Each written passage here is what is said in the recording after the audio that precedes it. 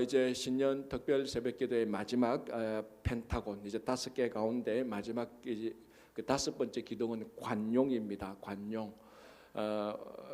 저 관용의 이제 결정적인 건 나중에 용서로 가는데 그건 좀 이따 한번 보고, 이 관용은 한마디로 말하면 받아들이는 겁니다. 품는 겁니다. 그러니까 받아들이고 품는 그 넓이에 따라서 이제 쉽게 말하면 또 어떻게 보면 그릇의 크기가 결정되어지는 것 아닙니까, 그죠? 우리가 뭐 속이 좁다, 영어로 narrow mind다. 그렇게 이 속이 좁으면 그 사람한테 한 사람이나 두 사람이나 들어갈까, 이게 관용이 잘 안 되는 겁니다. 또 이 관용이라는 것이 사람을 받아들여서 오랫동안 깊이 사귀는 것 아닙니까, 그죠?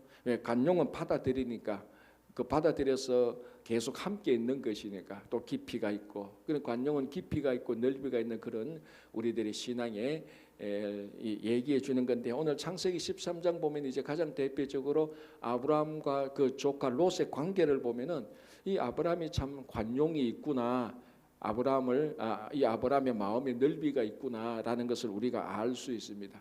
자, 이 아브라함이 갈대아 우르에서 떠나서 약속의 땅으로 올 때 조카 롯도 같이 왔습니다. 요즘 젊은이 말로 하면은 이 조카 롯은 아브라함의 옵션입니다. 옵션. 그러니까 따라다니는 사람입니다. 선택입니다. 아브라함이 본질이고, 그래서 이 조카 롯이 아브라함을 쭉 따라와서 가나안에 있어서 가나안 하나님께서 아브라함과 그 롯에게 축복을 주니까 이 목축을 하는데 짐승이 많아졌지 않습니까? 그 짐승이 많아지니까 이 양은 아브라함의 양이고 이 소는 뭐 아브라함의 소고 조카 롯의 소고, 이게 분쟁이 되니까 그 밑에 있던 목자들이 이제 다투는 겁니다.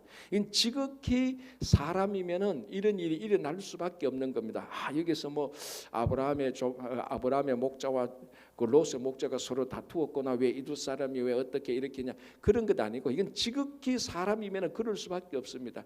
그 방 하나에 한 5명 살다가 10명 살아 보십시오. 얼마나 복잡하고 다투겠습니까? 그거하고 똑같습니다. 자, 그래서 여기서 보십시오. 오늘 13장 8절에 이렇게 되어 있습니다. 아브라함이 롯에게 이르되 우리는 한 친족이라 나나 너나 내 목자나 내 목자가 서로 다투게 하지 말자. 다툼이 일어났을 때 이제 이걸 해결하는 방법입니다. 이 해결하는 방법에 아브라함이 사용했던 방법이 관용이라는 것입니다.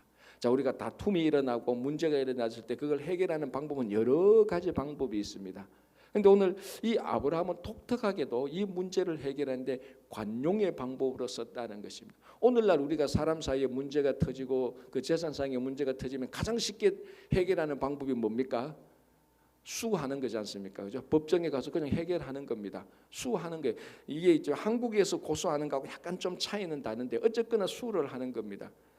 이런 여러 가지 문제가 있는데 아브라함은 여기서 수하고 뭐 그런 것 없이 딱 아브라함이 먼저 관용을 쫙 베푸는 겁니다.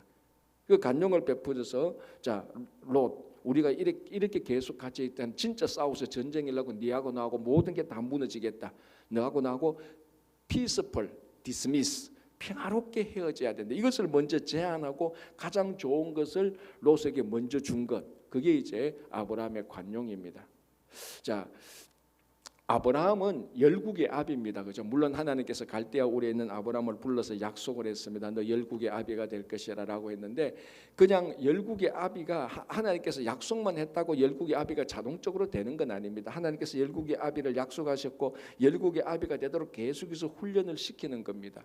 자, 여러분, 열국의 아비라는 것은 모든 인류의 아비가 되는 것입니다. 그럼 그 밑에 자식들이 얼마나 많습니까? 그 밑에 자식들이 수도 없이 많은 자식들이 있다면 그걸 다 품어야 되는 겁니다. 그걸 다 받아들여야 되는 것입니다. 이 관용이 없으면요, 열국의 아비가 될 수가 없는 거예요. 제가 늘 얘기하지만 이 새벽에는 우리 아들들이 예배 안 나와서 제가 아들 얘기가 참 하기가 편해요. 아들 둘 품는 것도 힘들어 죽겠어요.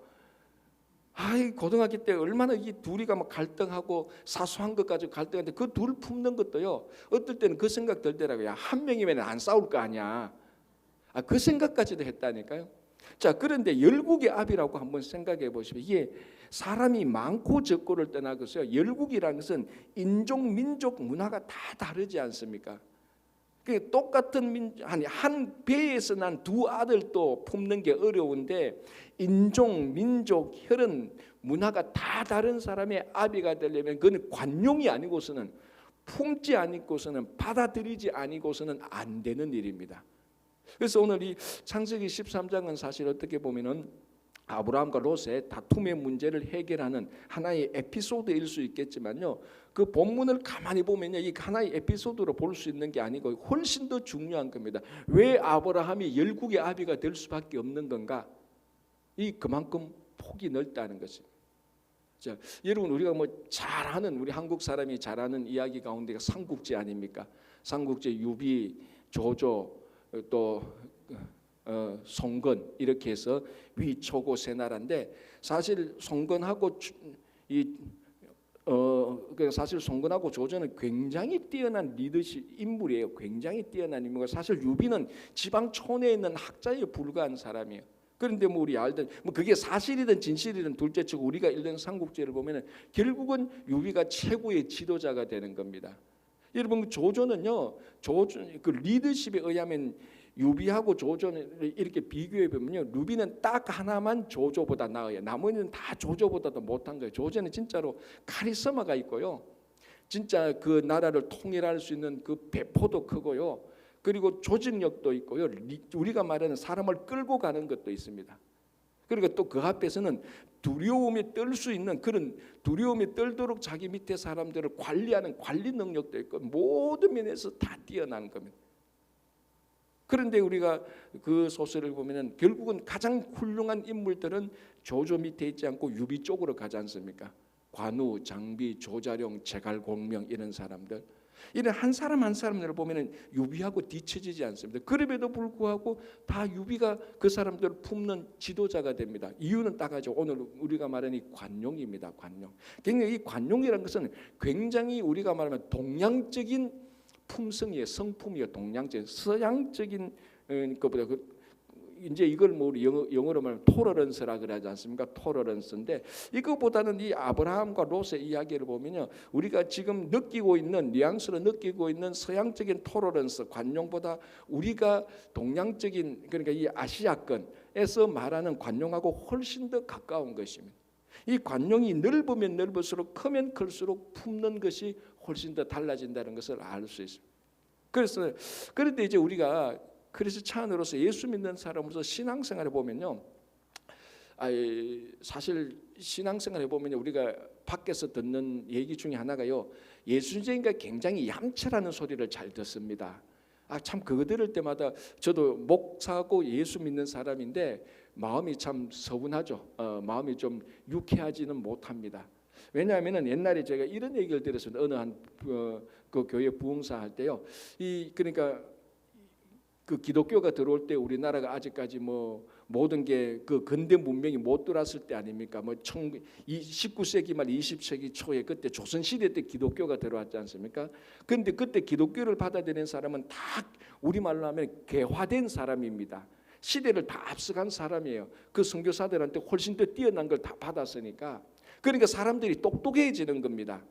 그래서 지금도 우리나라 근대화의 지도자들 보면 다 거의 대부분 다 기독교인들입니다. 그 영향을 받은 사람이에요. 그 가운데서 미국 와서 이미 그때에, 지금부터 100몇 년 전에 미국 와서 공부하고 간 사람들이니까. 또 교회 오면요, 글도 가르치고 찬양도 하고 말씀을 듣고 하니까요, 그 당시에 사회에서 일어났던 어떤 일들의 가장 최고로 첨단화된 것이 일어나는 것들이 교회였습니다. 일단 뭐 설교를 듣고 사람들이 모이고 교회에서 회의하는 법도 배우고 이런 걸 다 배운단 말이죠. 그러니까 세상보다 훨씬 더 똑똑해지는 겁니다. 세상 사람들은 그 어디서 배우냐? 교회에서 배웠거든요. 정신도 배우고. 그러니까 이 똑똑해지는 건 좋은데, 똑똑해지니까 이게 똑똑해지는데 관용이 없으면은 어떤 사람이 되죠? 그게 얌체라는 겁니다. 여러분, 멍청한 얌체는 없어요. 여러분, 세상에 저 사람 참 얌체야라고 말할 때는요, 이미 뭐가 전제되어 있는가 하면 약간은 똑똑하다, 그 말인 겁니다. 멍청한 얌체는 없어요. 얌체 짓을 하려고 그래도 멍청하면 못해요. 사실은 약간 똑똑해야 돼요. 그러니까 약간의 똑똑함 플러스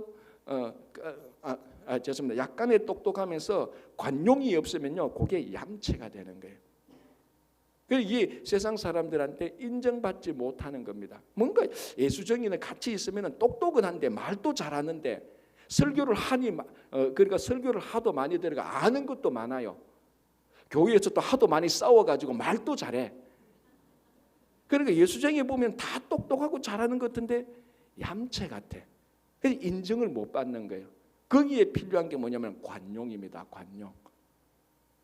이게 오늘 이 아브라함에서 나타나죠. 아브라함이 우리가 조건으로 보면 열국의 아비인 것은 관용입니다. 관용, 받아들이는 것이요. 자, 그리고 오늘 여기에서 일어난 이 아브라함의 이야기들과 우리 관용 이야기를 성경에 나타나는 관용 이야기를 좀 몇 가지 해보면 첫 번째요. 관용이 일어날 수 있는 근본적인 것은요. 나보다 남을 배려하는 겁니다. 거기에서 관용이 일어나는 겁니다. 그러니까 관용은 천하 없어도 이기적인 사람이고 교만한 사람은 관용을 베풀 수가 없는 것입니다. 자, 오늘 이 아브라함과 조카 롯의 이야기를 보십시오. 자, 여기 지금 그 가나안 땅에서 땅이 넓어 그 땅이 비좁아 가지고 어차피 헤어져서 한 사람은 가고 한 사람은 남아 있어야 될 판이면은 누가 먼저 우선권을 가져야 됩니까? 좋은 것을 선택할 수 있는 거. 당연히 아브라함이죠. 롯은 아브라함의 옵션이라니까요. 아브라함이 가면은 롯도 가고 아브라함이 멈추면 롯도 멈추는 겁니다. 그러니까 어떻게 보면은 아브라함은 본질이고 조카 롯은 그림자에 불과한 것입니다. 자, 이 두 사이에 갈등이 생겼습니다. 그러면 당연히 아브라함이 조카 롯을 불러가지고 우리가 헤어져야 되겠다. 자, 그러면 내가 먼저 결정을 할 테니 내 결정을 보고 네가 행동을 해라. 그게 우리가 말하는 일반적인 사고입니다. 그런데 오늘 아브라함은 어떻게 말합니까? 우선권의 결정권을 누구한테 주는 겁니까? 롯에게 주는 겁니다. 롯, 네가 원하는 대로 먼저 해보라. 네가 원하는 대로 하면은 너에게 방해되지 않고 피해되지 않는 범위에서 나도 선택을 하겠다는 겁니다. 여러분, 이게 관용입니다. 자, 네가 먼저 하라. 그러면은 네가 좋은 것을 하도록 하고 그리고 난 다음에 네가 하고 난 다음에 나는 두 번째로 하겠다. 이게 관용입니다. 뭐 관용 그러니까 우리가 굉장히 좀 애매하지 않습니까? 뭐가 관용이냐? 그러면 이것만 생각하면 됩니다. 먼저 남을 생각해서 남에게 우선권을 주라는 남에게 우선권을 주는 것입니다. 당신이 해보라. 당신이 먼저 좋은 것을 선택하라. 당신이 베스트를 하라. 나는 그러면 두 번째를 하겠다. 그걸 먼저 제안하고 거기에 대해서 일체 불만을 가지지 않는 사람입니다. 그게 관용입니다. 우리 미국 살다 보면 링컨 이야기를 참 많이 듣습니다. 제가 전번에 미국 대통령 인기조사했는데요. 링컨은 한 번도 3등 밖을 벗어난 적이 없어요. 늘 해도 1, 2, 3등이에요. 거의 대부분이 1등이고요. 이제 같이 나오는 사람이 링컨, 워싱턴, 케네디 이 사람들은 변동이 없습니다. 그중에 링컨은 1등, 2등, 3등에서 벗어난 적이 없습니다. 인기 순위에서. 그런데 사실 링컨의 정기와요 그 당시 이야기를 읽어보면요 우리가 링컨에 대해서 굉장히 많이 아는 것 같은데 사실은 잘 몰라요. 우리 한국인들. 어쨌든 링컨이 될 수 있는 우리가 아는 링컨이 될 수 있는 그 중요한 것도요 사실은 링컨의 관용입니다. 여러분 링컨의 정기를 읽어보면 링컨의 반대자들 다 품었지 않습니까? 링컨이 대통령 될 때요 반대자들이 링컨을 원숭이라고 막 비꼬았던 겁니다. 링컨의 인물 수염나고 이러니까 그 외모도 비꼬았고 키도 크고 키도 굉장히 컸고 또 독학으로 공부를 했지 않습니까? 그 배경도 없고 키도 크고 말랑깽이처럼 이상한 괴물 같았대요. 그 당시 기록을 보면은 저런 사람이 어떻게 미국의 대통령이 될 수 있을까? 반대편에서는 막 원숭이 취급하고 말할 수 없는 인격적인 모욕과 멸시를 준 것입니다. 그런데 링컨이 대통령이 되고 난 다음에 자기를 가장 많이 공격했던 스탠턴을 불러가지고 국방부 장관 시키지 않습니까? 사람들이 깜짝 놀라서 그런 지도자를 본 적이 없었습니다. 미국에서도. 자, 아까도 내가 말씀드렸지만 이 관용이라고 말한 것은 사실은 서양적인 것보다 동양적인 거를 했습니다. 그런데 그걸 링컨이 하니까 미국 사람들이 이런 지도자가 다 있나 할 정도로 굉장히 충격적이었어요. 그래서 이제 자기가 품었던 스탠턴하고 한 번은 전쟁이 있을 때 전투 현장을 방문했습니다. 그때 장군이 맥클레인이라는 장군인데 그날 마치 좀 조그만 전투가 있었던 모양입니다. 이 대통령하고 국방부 장관이 장관이 방문한다 그러는데 전투를 하고 늦게 돌아오는 겁니다. 그럴 수밖에 없지 않습니까? 장군이니까 전투를 먼저 해야 되지 않습니까? 그래서 대통령하고 국방부 장관이 그 전투 후방 그 전투하는 후반부 캠프에서 한 몇 시간을 기다렸습니다. 그리고 이제 헐레벌떡 이제 전투를 마치고 돌아온 맥클레인 이 장군이 대통령하고 국방부 장관이 자기를 기다리고 있다는 것을 명확히 알았으면서도 들어와서 피곤하다고 그냥 자기 숙소에 가서 들어가 자버렸습니다. 이 국방부 장관 이 스탠튼이 화가 머리 끝까지 났던 거예요. 아니 아무리 그래도 그렇지 대통령하고 국방부 장관이었는데 일개 장군이 말이야 우리가 여기 있다는 것을 알면서도 그냥 자기 숙소에 들어가서 자 아무리 피곤해도 그렇지 막 화를 내면서 이 스탠튼이 대통령한테 오늘부터 직위 해제하십시다. 그러니까 이 링컨이 딱 그랬다는 거 아닙니까? 야 지금 맥클레인하고 너하고 나하고 3명 가운데 누가 제일 피곤하겠느냐? 그러니까 스탠튼이 당연히 맥클레인이 제일 피곤하죠. 야 그러면 제일 피곤한 사람이 들어와서 제일 먼저 자는 게 아니냐? 자 지금 전쟁하고 있는 사람은 네하고 나하고 전쟁하는 게 아니고 지금 맥클레인 장군이 전쟁하다가 돌아와서 피곤해서 자는 것은 지극히 당연한 거다. 나는 그 사람의 말고삐를 붙들어주고 구두를 닦아주고 싶다. 그렇게 했다는 일화가 나오는 겁니다. 자 여러분 이게 왜 스탠튼하고 왜 이 스탠튼 국방부 장관하고 링컨하고 차이가 뭡니까? 스탠튼 장관은 절대로 대통령이 될 수 없는 인물이에요. 왜? 남을 배려하지 못한다. 그 장군의 상황을 배려하지 못하는 겁니다. 장군이 어떤 입장에 있고 어떤 처지에 있는 것을 배려하지 못하는 이거 배려를 하는 링컨은 관용의 사람이고 이걸 배려하지 못하는 스탠튼은 진짜 뛰어난 인물이라 할지라도 국방부 장관입니다. 그건 참모에 머물니다. 최고 리더가 될 수 없는 겁니다. 최고 리더는요 똑똑한 사람이 아니고 유능한 사람이 아니고 관용이 있는 사람입니다. 관용이 있는 사람. 뭐 여러분들이 뭐 우리가 다 국가의 지도자가 되자 지금 국가의 지도자가 리더십 강의하는 것이 아니고 그게 최고 지도자가 하는 것뿐만 아니라 모든 성도가 구원받은 성도의 마음속에 근본적으로 깔려 있어야 되는 게 관용 이겁니다. 한 가정의 가장도 관용이 있을 때 그 가정이 평화로워지는 겁니다. 여러분 이걸 보면 됩니다. 어떤 공동체에 있어서 누가 가장 큰 지도자가 될 수 있을 제목감인가 딱 하나만 보면 됩니다. 똑똑한 거 안 보는 게 IQ 테스트 하는 거 아닙니다. 누가 사람들한테 잘 해주느냐 그거 절대로 아니에요. 누가 많이 품을 수 있냐 관용의 크기를 보면 이 사람이 이 공동체에서 최고의 지도자가 될 수 있는구나라는 것을 알 수 있는 겁니다. 아브라함 보십시오. 열국의 아비가 된 것 아닙니까? 그렇죠? 그런 그 관용의 크기입니다. 자, 또 하나 우리가 더 생각할 것은요. 오늘 이 아브라함과 조카 롯과의 관계에서 이 관계에서 아브라함이 관용을 베풀었던 근본적인 이유는 다투지 말자는 겁니다. 다투지 말자. 그래서 여기서 서로 너의 목자나 나의 목자가 서로 다투게 하지 말자. 그래서 아브라함의 관용이 나타나는 것입니다. 그러니까 관용주의자는요 평화주의자하고 똑같습니다. 사실 어떤 단체나 어떤 그 모임에 있어서도요 모두가 다 관용주의자, 모두가 다 관용을 넓게 베풀 필요는 없습니다. 10명이 있으면요 그 중에 2명만이라도 관용을 베푸는 사람만 있으면요 그 10명은 다툼이 확 줄어드는 거예요. 참 그러니까 늘 얘기하듯이 여러분 바다에 물이 짠 이유는 소금 아닙니까? 그래서 이 소금이요 그 바다에 있는 바다가 짠데 이 짠 바다에 들어가 있는 소금은요 미미합니다. 몇 % 안 되지 않습니까? 아주 적습니다.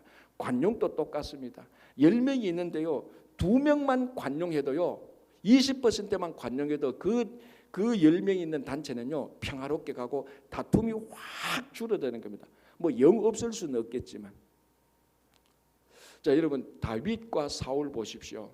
다윗과 사울이 싸웠습니까? 안 싸웠습니까?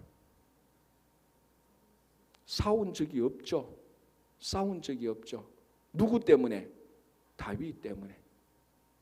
사울 왕이 다윗을 죽이려고 얼마나 노력을 했습니까? 창을 몇 번이나 던지고 군사를 굉장히 풀었습니다.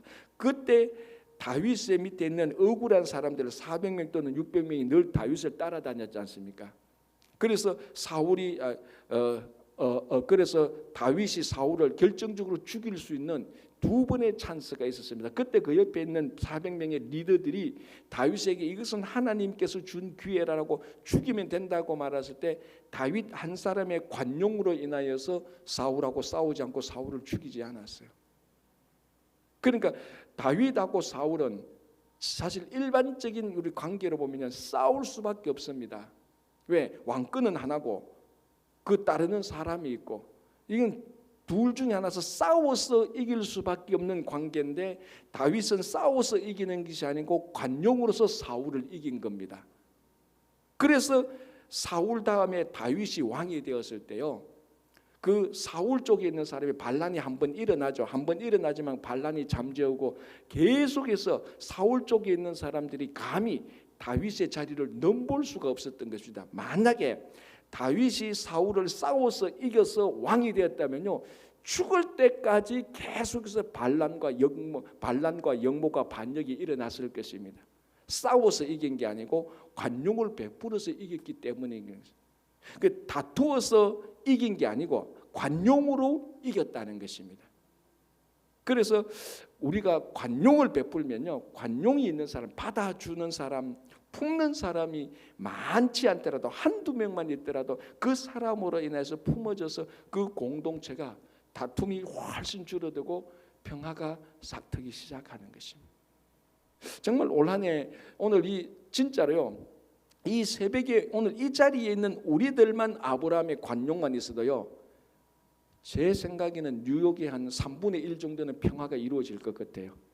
진짜로 우리만 관용, 아브라함의 관용처럼 나가도, 우리가 오늘 이 자리에 모인 우리만 관용을 베풀어도요, 여러분들의 직장과 가정은 물론이고 우리 친구 교회는 뭐 말할 것도 없이, 오늘 뭐 새벽기도 우리 교인들이 다 나오지 않아요. 그 나온 건 아니지 않습니까? 요 사람 우리만 관용을 베풀어도 친구 교회는 다툼이 일치 없을 뿐만 아니라 교회뿐만 아니라 이 뉴욕도 제 계산에 의하면은 3분의 1 정도는 관용이 될 것 같아요. 모두가 다 관용주의자가 아니고 소수만 관용주의자가 있어도 거기는 다툼이 확 줄어들게 되는 것입니다. 자, 또 하나는요, 이 관용은 어디에서 나오는가 하면요, 관계를 중요시하는 데서 나오는 겁니다. 자, 오늘 아브라함과 조카를 보십시오. 아브라함과 롯을 보면요, 아브라함이 이 관용을 베풀어 줌으로 말미암아 끝까지 아브라함과 롯 사이에 조카 관계가 유지되는 것입니다. 그러니까 관용은요, 물질 내가 가진 소유보다 관계를 더 중요하게 여기는 사람에게서 나타나는 것입니다. 그래서 결국요, 이 가만히 보면은 결국 한 사람의 가장 중요한 재산은 물질이 아니고 내가 가진 소유물, 이 소유라고 말할 때는 물질뿐만 아니라 권력, 명예, 인기 다 들어가는죠. 결국 한 사람의 성공적인 인생은 내가 얼마나 많은 것을 소유했느냐가 아니고 얼마나 좋은 관계가 있었느냐에 따라서 결정되어지는 것입니다. 자, 아브라함은요, 이 롯을 끝까지 지킴으로 말미암아 이 아브라함과 조카 롯의 관계를 유지했습니다. 그런데 오늘날 우리 자본주의에 살고 있는 오늘날 뭐 자본주의만 그런 것뿐만 아니죠. 전 세계 사람 다 똑같습니다. 모든 사람들이 가면 갈수록 자꾸 더 자기에게 관련된 소유에 대한 집착하는 경향이 훨씬 더 많아졌습니다. 훨씬 더 많아졌습니다. 그러나 오늘날 이제 뭡니까 여러분, 이제 인터넷 시대로 완전히 온라인 시대로 완전히 접어들었지 않습니까? 코로나 팬데믹이 터지면서 여러분 지금 우리가 새벽기도 나오신 우리들하고요, 우리 다음 세대, 뭐 영어권 세대, 그리고 지금 청소년들하고는요, 여러분 한번 가만히 얘기해 보면요, 이게 지구상에 두 종류의 인간이 있다는 것을 느낄 겁니다. 품종이 다르다는 생각이 들어요. 얘기를 들으면 똑같은 한국인이고 똑같은 사람인데 뭐 말이 좀 다른 게 아니고 가만히 얘기해 보면요, 사고방식이 품종이 달라요. 종속과목 강문계에서 같은 종인데요, 이거 하나 더 만들어야 돼요. A종, B종을 만들어야 될 판이에요. 그만큼 달라요, 시대가. 무슨 말인가 하면 우리는 다 대면 세계에 살고 있습니다. 그런데 이제 앞으로 우리 자녀들은 태어날 때부터 전부 다 온라인 세대, 인터넷 세대에 완전히 그쪽으로 다 들어갑니다. 나중에는요 아마 지하철에서 그 종이책 보면요 사람들이 이상하게 볼 거예요. 아니 요즘 또 종이책 저런 게 있나? 전부 다 뭐 다 인터넷에서 책 받아 다 보니까 무슨 말인가 하면은 앞으로 이제 다음 세대가 사람들을 만들어가는 그 관계하고 우리가 사람과의 관계를 만드는 양식은 완전히 판이하게 달라질 것입니다.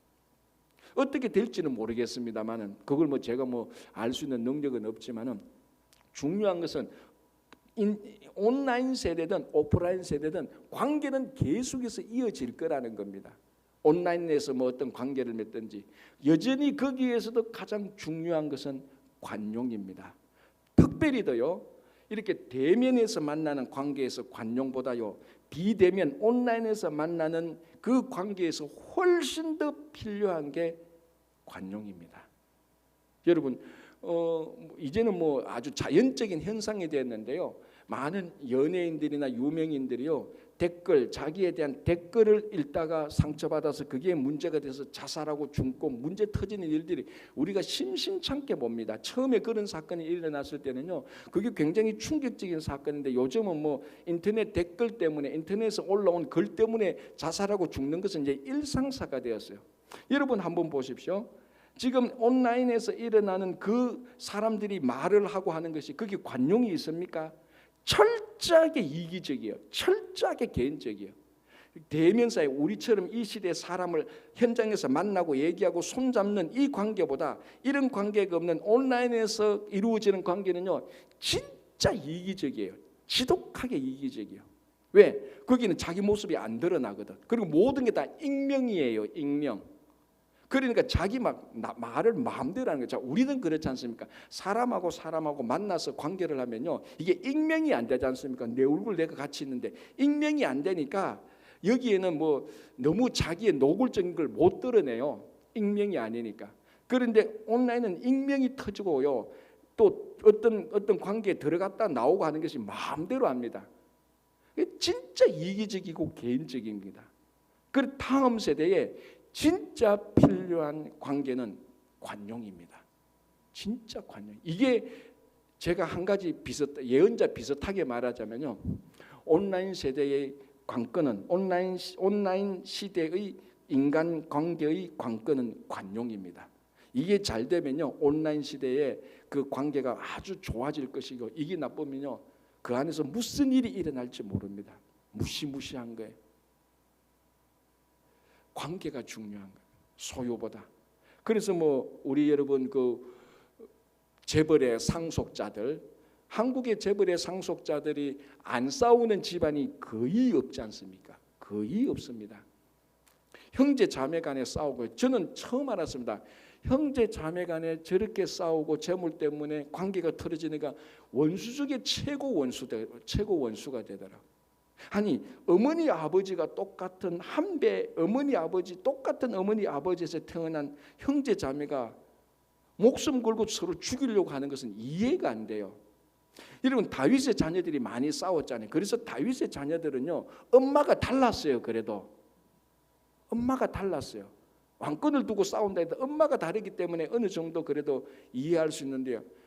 한국에 꼭 한국뿐만 아니라 특별히 한국의 재벌은요 엄마 아버지가 똑같은데도 원수인데도 죽이려고 해. 왜? 소유물 때문에. 이런 가족 간의 관계를 완전히 무시하는 겁니다. 자, 아브라함에 보십시오. 아브라함은 이 롯과의 조카 관계를 계속해서 유지합니다. 그거 깨지 않으려고 자기가 다 양보해 버려요. 그 관계를 깨지 않으려고. 그래서요 영원토록 롯은 아브라함의 조카예요. 영원토록. 이게 참 묘하죠. 영원토록 롯 그러면은 아브라함의 조카입니다. 왜? 아브라함이 이 롯을 끝까지 붙들고 있었거든. 자, 또 하나 우리가 이 관용에 관련된 것은요.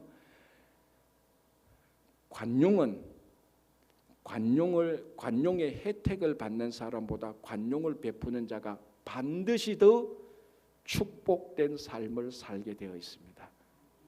이거는 성경의 영원한 진리입니다. 세상도 그렇더라고. 가만히 보면요, 받는 자보다 베푸는 자가요 훨씬 더 축복된 삶을 살아요. 그리고 진짜로요, 받는 자보다 베푸는 자가, 관용을 받는 자보다 관용을 베푸는 자가 훨씬 더 기쁨과 즐거움이 있어요. 근데 참 독특한 거는요, 받는 자들은요 왜 그래 불만이 많아요? 회사도 그래요, 직장도, 교회도 그렇고 뭐 모든 공동체가 다 그래요. 받는 사람은 야 옛날에는 5개 줬는데 왜 올해는 3개밖에 안 줘? 아 이게 불만이야. 아니 3개도 사실은 받을 자격이 없지 않습니까? 그러니까 이 관용은요 베풀면은 베풀수록 축복된 삶을 사는 것입니다. 자, 아브라함과 롯을 보십시오. 아브라함은요 열국의 아비예요. 여러분 이만한 더 축복된 삶이 어디 있겠습니까? 그래서 여러분 알지 않습니까? 뭐 유대교, 기독교, 이슬람교가 다 동일하게 원조로 치는 인물이 한 사람이 있지 않습니까? 그게 누굽니까? 그게 아브라함 아닙니까? 이 성경을 모르는 사람들한테요, 자 지금 이슬람교, 유대교, 기독교가 뭐 완전히 싸우고 있는데 이 세 사람이 다 자기 믿음의 아비라고 말하는 사람은 한 사람이라고 말하는 거 충격을 받더라고요. 아니 세 종교가 다 다른데 한 아버지 밑에서 난 거야. 한 아버지 밑에서 나서 그 누구냐? 그게 아브라함입니다. 그러니까 이 아브라함이 그만큼 많이 관용을 베풀 때 열국의 아비라는 축복된 삶을 살게 되는 것입니다. 여러분 우리 시대와 우리 자녀 시대가 진짜 축복된 삶을 살고 싶습니까? 하나만 하십시오. 관용만 베푸시면 됩니다. 얌체처럼 살지 말고, 얌체처럼요 자기 한평생은 물질 좀 아끼고 자기 한평생은 물질 좀 누리고 살 수 있어요. 근데 성경의 원리를 보면요, 세상도 그렇더라고. 세상도 그래요. 성경의 원리를 보면 얌체는 그 당대에 다 끝나요. 근데 관용은요 갈수록 그 자녀들이 복을 받게 되어 있습니다. 영원한 진리입니다. 그래서 자 아브라함, 자 보십시오. 아브라함과 조카 롯을 보십시오. 지금 우리는 롯의 자녀들이 누군지 기억도 안 해요. 근데 아브라함이 이삭을 낳고, 이삭이 야곱을 낳고, 야곱이 요셉을 낳고 쭉 내려갑니다. 모세까지. 아마 인류 역사적으로 가장 축복받은 한 패밀리를 선택하라면 아브라함의 패밀리죠. 그러면 관용을 많이 베푸는 사람은 축복을 받게 돼 있습니다. 자 마지막으로 있잖아. 결국 관용의 결정점은 용서에 있습니다. 관용은 결국은 사람을 받아들이는 겁니다. 사람을 받아들이는 것은 결국은 어디에 있는가 하면 용서하는 것에 있었습니다. 그래서 올 한 해 동안에는 여러분 삶 속에 관용이 있어서 이 관용이 결정적으로 사람을 받아들이는 그 용서까지 가시기를 간절히 바랍니다. 여러분 우리 용서가 없으면요 우리는 신앙생활을 못하는 사람들이에요. 용서가 하나님께서 우리를 사랑하시고 하나님의 사랑 우리가 죄에서 용서를 받았기 때문에 살고 있는 것입니다. 자 우리가 인간관계에서 용서가 가능한 것은 여러 가지 많은데 오늘은 하나만 생각하고 마칠게요. 여러분 용서가 안 됩니까? 그 인간이 용서가 안 되죠. 하나만 생각해 주십시오. 그 인간을 내 옆에 붙여놓으신 분은 하나님입니다. 그 인간을 보는 게 아니고 그 인간을 옆에 붙여놓은 하나님의 섭리를 보시면 용서가 되는 거예요. 우리 다 그 인간 한 몇 명쯤은 다 가지고 있잖아요. 다 가지고 있습니다. 목사인데도 저도 있어요. 아직 풀리지 않은 그 인간이, 왜 그때 그 인간이 그 일을 해가지고 그때 그 인간이 있어요. 근데 그 인간 배우를 보면요 하나님이에요. 하나님을 보면은 그 인간이 용서되는 겁니다. 요셉이 그랬지 않습니까? 당신이 나를 이곳에 보낸 것은 당신들이 아니었다, 하나님이었다. 그러니까 형들을 용서할 수 있는 겁니다. 그러니까 이 관용의 결정타가 용서인데 이것이 이루어져야 우리 안에 있는 상처가 치유되는 겁니다. 상처가 치유. 여기에서 또 새로운 인간관계와 새로운 공동체가 시작되는 것 아닙니까? 상처 많은 사람들이 있으면 전부 다 고슴도치가 되어요. 다 찌르기 때문에 공동체가 될 수 없는 겁니다. 오늘 우리 신년 특별 새벽기도의 마지막 5가지 기도 가운데 마지막은 관용입니다. 관용. 제발 예수쟁이는 얌체가 되지 맙시다. 관용이 됩시다. 그래서 사람을 품고 이 뉴욕을 품고, 그래서 관용하는 뉴욕 친구교회 성도들로 인해서 이 뉴욕이 풍성한 커뮤니티가 되기를 간절히 바랍니다. 기도하겠습니다. 하나님 아버지 감사합니다. 우리가 예수를 믿고 복을 받아서 살지만 늘 얌체같이 살고 내만 알고 다른 사람을 배려하는 것은 1도 하지 않는 우리들의 참 부족한 모습을 보면서, 우리 오늘 아브라함의 관용을 보면서 열국의 아비가 되는, 그래서 축복된 삶을 사는 아브라함을 보면서 주님, 우리 속에 있는 비좁은 마음을 다 터뜨려버리고 주님의 마음을 닮아서 주님 관용하는 성도들이 되게 하시고, 아버지 우리 속에 늘 그 인간들이 늘 몇 명쯤은 있습니다. 그러나 그 인간들을 우리에게 붙여주신 하나님의 귀중한 섭리를 보고 다 품을 수 있도록 인도하여 주시옵소서. 주님, 올 한 해 2024년 올 한 해 동안 하나님께서 우리 모든 성도들에게 이 신앙의 5가지 항목을 잘 지켜나갈 때 올 한 해 그 어느 해보다 최고의 해가 되게 하여 주시옵소서. 예수님 이름으로 기도합니다. 아멘. 자, 이렇게 기도하시고